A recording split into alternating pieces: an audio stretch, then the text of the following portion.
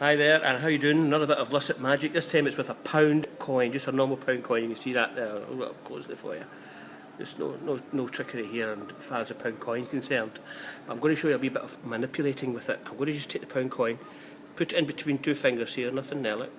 Nothing on my fingers. I'm just going to put it in between my two fingers. Yeah? Okay? Now I'm going to try and balance it here. Hold it there, right? Hold it right there. Let it go. There we go. And try and hold it at an angle. See the angle there? Try and get it to come down slowly. Manipulate it down, see it? Holding it there. And 1, 2, 3, slowly. There it dropped down. There you are. Just a normal £1 coin.